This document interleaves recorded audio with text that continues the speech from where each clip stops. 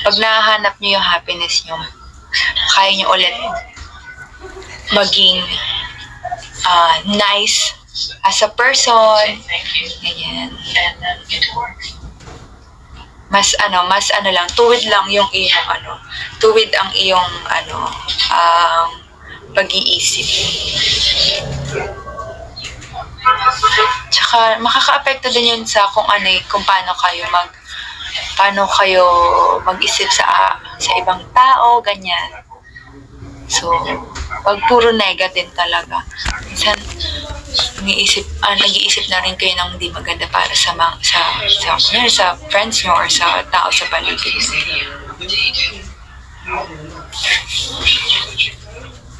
Ako yun talaga din natutunan ko. Yun yung matutunan ko habang tumatanda ko. Mag-relax din ako paminsan-minsan. Ako kasi ayoko yung kunyari kapag may gusto ko, parang focus lang ako dun.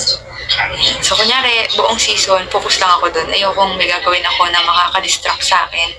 Ganyan.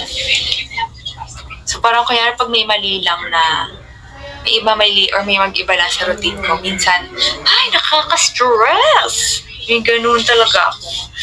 As in, medyo nawawala ako sa rhythm ko, ganun. Pero ngayon, syempre, dami ko na rin experience sa life din. So, pag may mga changes sa life ko, may na-mindset ko na yung sarili ko sa mga posibleng mangyayari sa akin kapag ginawa ko to. Para di ako ma-stress. Kasi pag na-stress ako rin naman talaga, kawawa.